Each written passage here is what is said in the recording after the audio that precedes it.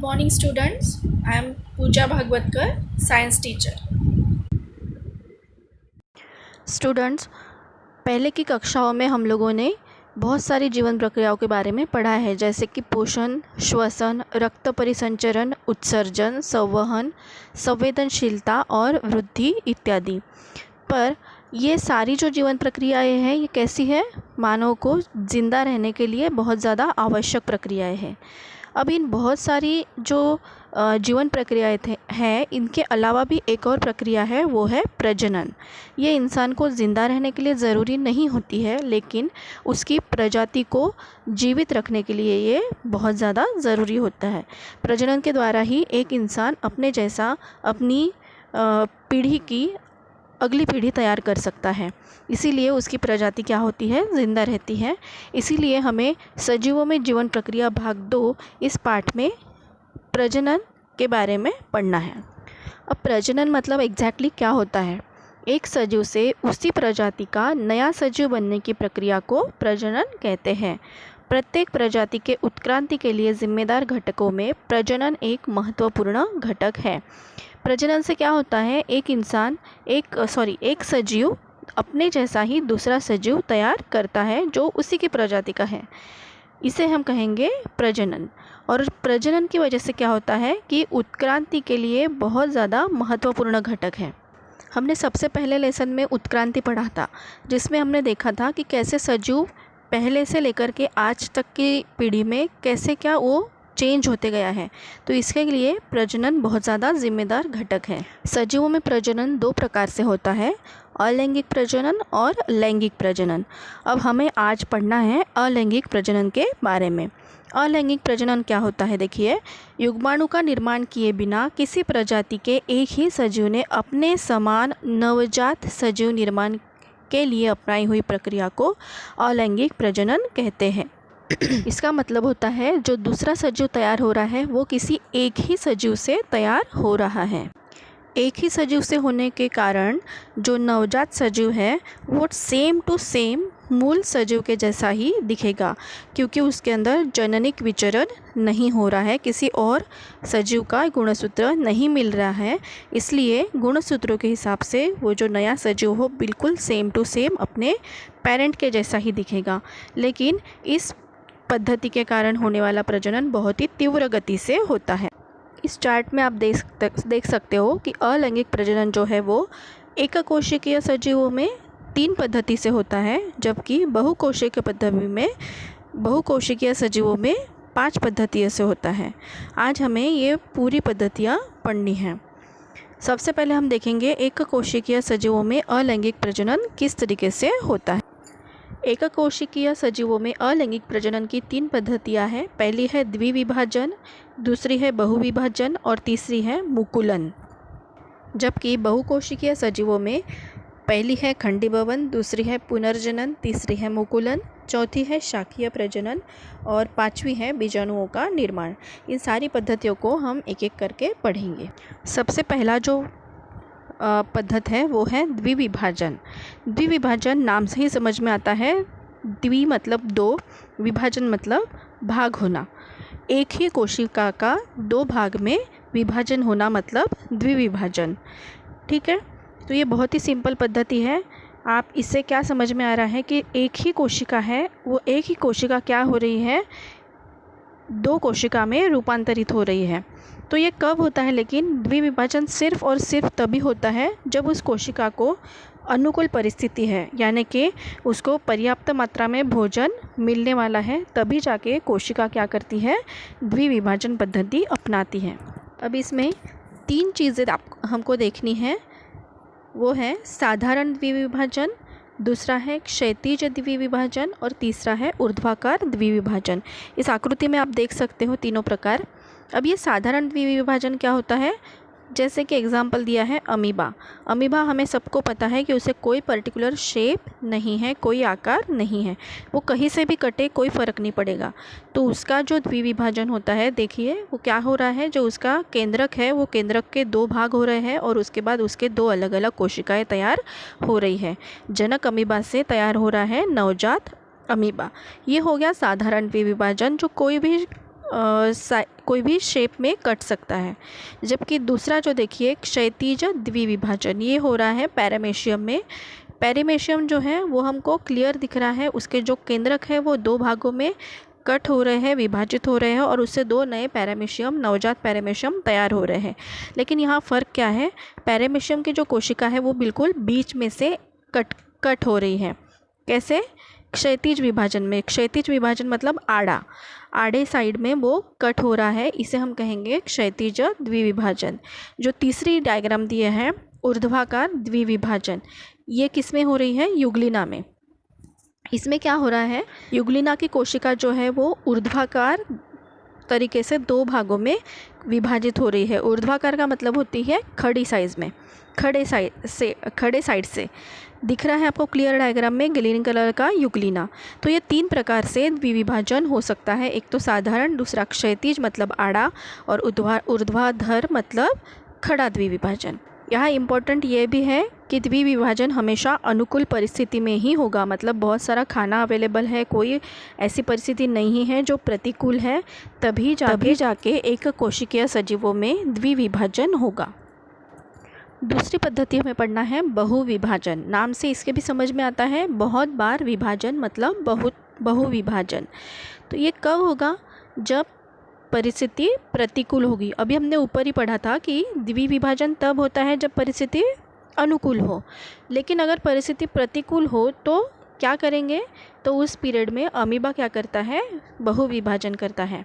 अब ये कैसे होता है देखिए, अमीबा को कूटपाद होते हैं जो उसे हलचल करने में मदद करते हैं।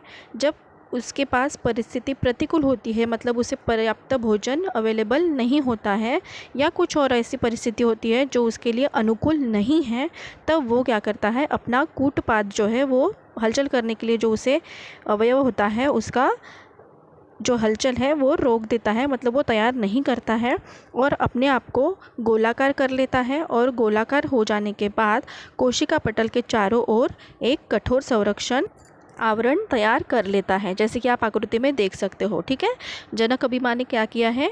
अपना एक कड़क आवरण तैयार कर लिया है, कठोर आवरण तैयार कर लिया है। इसी को हम कहेंगे पुटी। आपको दिख रहा है डायग्राम में डार्क ब्लू कलर का 2 नंबर की डायग्राम, ठीक है, इसे हम कहेंगे पुटी कहते हैं। अब ये पुटी क्या करती है? अपने केंद्रक के चारों ओर कई बार अपने केंद्रक के अंदर वो समसूत्री विभाजन कर लेती है और बहुत सारे छोटे छोटे अमीबा, शिशु अमीबा तैयार कर लेती है, लेकिन किसके अंदर? पुटी के अंदर ही करती है। जब उसका ऐसा समय आता है कि ये परिस्थिति कैसी हो गई है? अनुकूल हो गई है, तभी जाके वो क्या करती है? वो आवरण को फाड़ देती है और जो छोटे छोटे शिशु अमीबा थे वो सब मुक्त हो जाते हैं। इस तरीके से अमीबा ने क्या किया? अपना प्रतिकूल परिस्थिति में भी विभाजन किया बहुविभाजन पद्धति से। अब हमें तीसरा प्रकार पढ़ना है, वो है मुकुलन। मुकुलन हम देख सकते हैं डायग्राम नंबर 3.6 में। ये हमें दिखाई देगा ड्राई ईस्ट पाउडर या फिर किण्व कोशिका में, जो हम ढोकला, केक या इडली वगैरह बनाने में यूज़ करते हैं। तो ये जो किण्व कोशिका होती है ये मुकुलन पद्धति से विभाजन करती है। आप देख सकते हो जनक किण्व कोशिका जो होती है, जो पेरेंट किण्व कोशिका होती है, उसके ऊपर एक छोटा सा उभार आता है। ये अलैंगिक प्रजनन पद्धति के वजह से हो रहा है, जिसमें वो कौन सी पद्धति यूज़ कर रही है? समसूत्री विभाजन।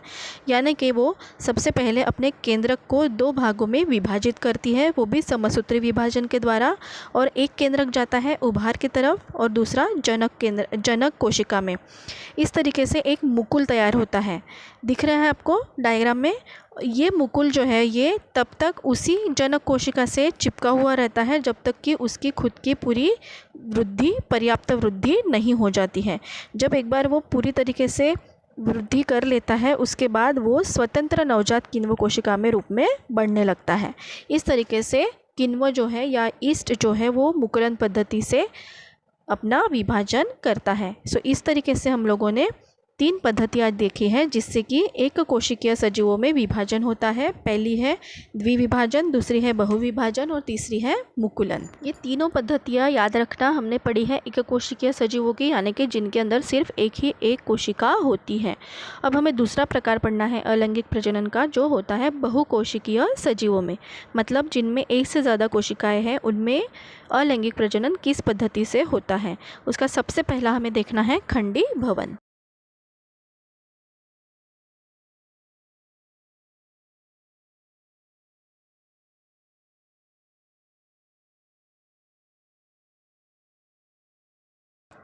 खंडीभवन का मतलब होता है टूटना, खंड हो जाना।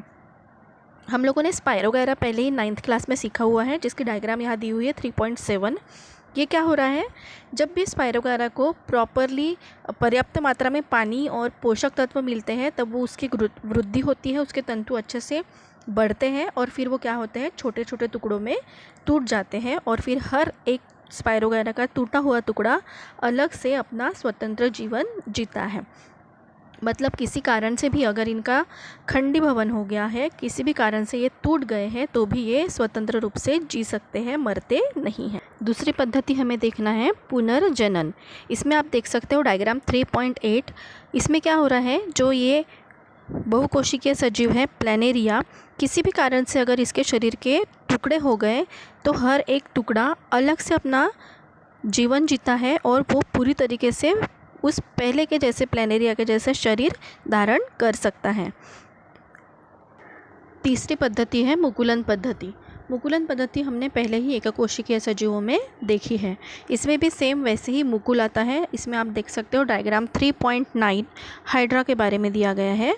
हाइड्रा में भी क्या होता है, एक विशिष्ट परिस्थिति में उसे एक मुकुल तैयार होता है। वो मुकुल नवजात हाइड्रा होता है, लेकिन वो तब तक उसी हाइड्रा से चिपका हुआ होता है जब तक कि वो पूरी तरीके से वृद्धि नहीं कर लेता है। एक बार वो पूरी तरीके से वृद्धि कर लेता है तब वो जो उसका पेरेंट हाइड्रा है उससे अलग हो जाता है और अपना स्वतंत्र जीवन जीने लगता है। इस तरीके से मुकुलन पद्धति से भी विभाजन हो सकता है। चौथा प्रकार हमें पढ़ना है शाकीय प्रजनन। शाकीय का मतलब होता है वेजिटेटिव, यानी कि ऐसे वनस्पतियों के अंग जो प्रजनन के लिए नहीं बने होते हैं लेकिन फिर भी उनसे प्रजनन हो सकता है, उसे कहते हैं शाकीय प्रजनन। जैसे कि वनस्पतियों में जो जड़, तना, पत्तियाँ ये जो होती है ये प्रजनन के लिए नहीं बनी होती है, लेकिन कुछ वनस्पतियों में इनसे भी प्रजनन होता है, इसलिए इन्हें कहा जाता है शाकीय प्रजनन। जैसे कि आप देख सकते हो घातपर्ण वनस्पति, उसमें होता है पत्तियों की सहायता से, शकरकंद में होता है जड़ों की सहायता से। इस टाइप का जो प्रजनन होता है इसे कहते हैं शाकीय प्रजनन। अब जो पांचवा प्रकार है वो है बीजाणुओं का निर्माण। देखिए डायग्राम नंबर 3.11, इसमें बीजाणुओं का निर्माण दिखाया गया है। उसमें हमें कवक की आकृति दिखाई है। कवक की आकृति हम लोगों ने पहली कक्षाओं में पढ़ी हुई है। इसमें क्या होता है कि बीजाणुधानी जो तैयार होती है उसमें बहुत सारे बीजाणु तैयार होते हैं और ये बीजाणु उचित तापमान, आर्द्रता मिलने पर अंकुरित होते हैं और उनसे एक नया कवक निर्माण होता है। तो इस तरीके से बीजाणुओं की मदद से भी अलैंगिक प्रजनन होता है। तो ये हमने अभी देखा अलैंगिक प्रजनन के बारे में, जो होता है एककोशिकीय और बहुकोशिकीय सजीवों में। अब हमें आगे के वीडियो में पढ़ना है लैंगिक प्रजनन।